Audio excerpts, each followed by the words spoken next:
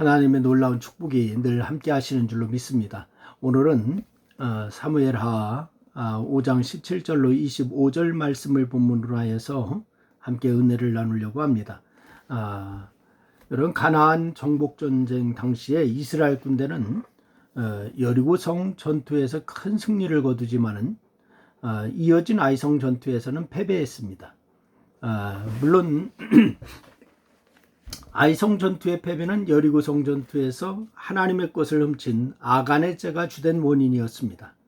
하나님의 지시를 받지는 않은 것 역시 패배의 중요한 원인이 되죠.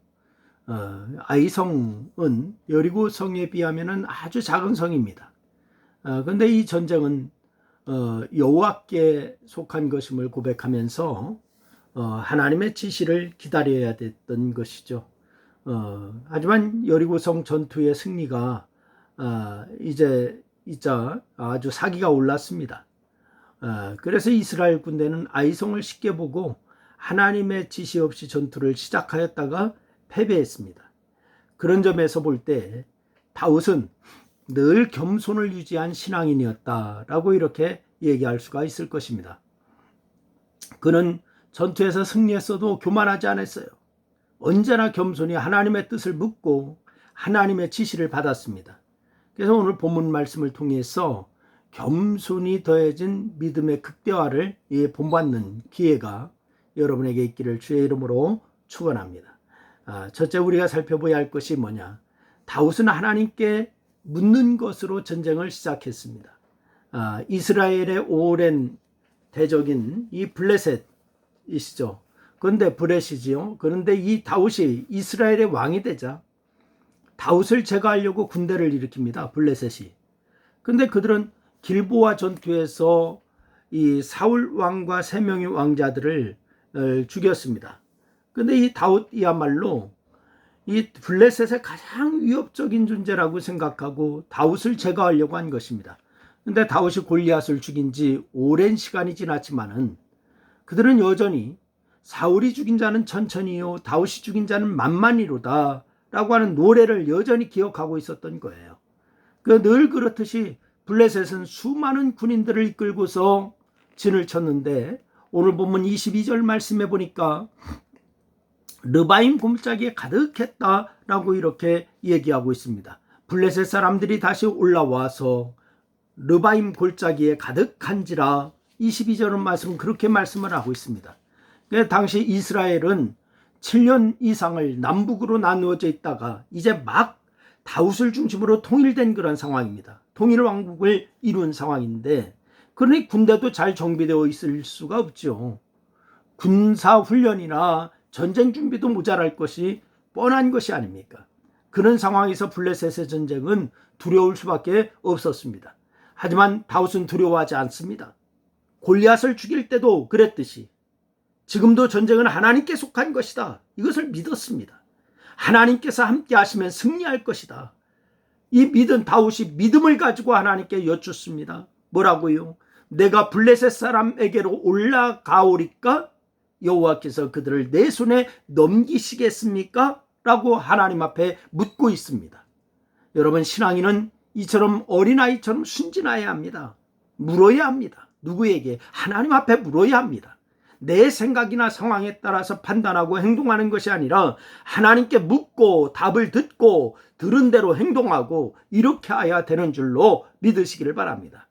한 나라의 왕이 이래도 되는가 싶겠지만은 이스라엘의 진정한 왕은 다윗이 아니라 하나님이시다라고 다윗은 인정하고 있는 거예요.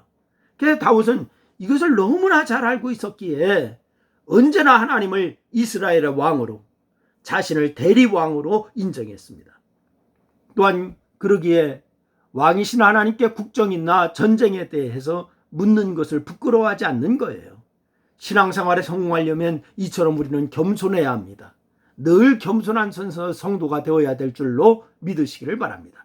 두 번째는 다윗은 두 번째 전투에서도 여전히 겸손했어요. 다윗은 하나님의 뜻을 묻고 그 말씀에 용기를 얻어서 바알바라심,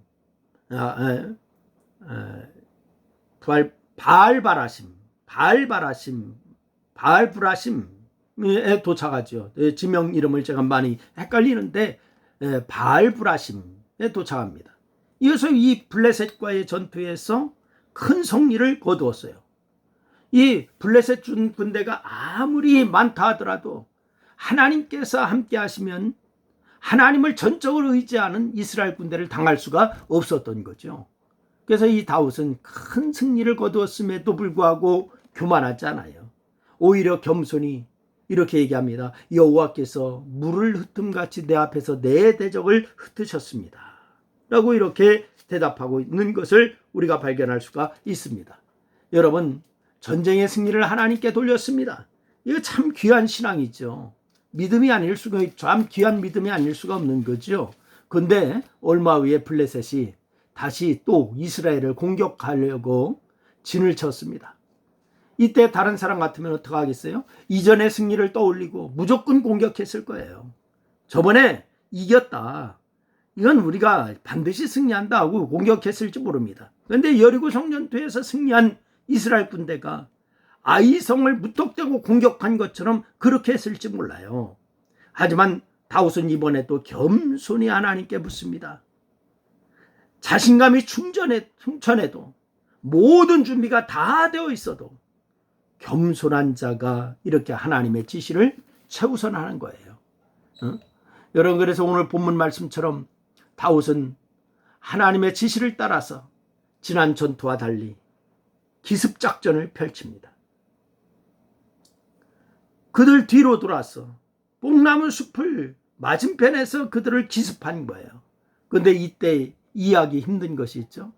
뽕나무 꼭대기에서 걸음 걷는 소리가 들리거든 곧 공격하라 라고 하는 말씀입니다. 학자들 간에는 의견이 분분합니다.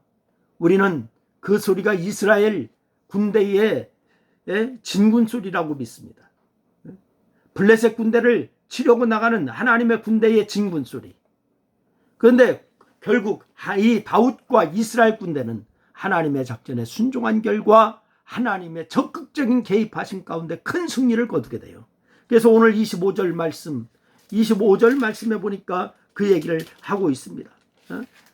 여러분, 25절에 보니까 이에 다윗이 여호와의 명령대로 행하여 블레셋 사람을 쳐서 게바에서 게셀까지 이르니라.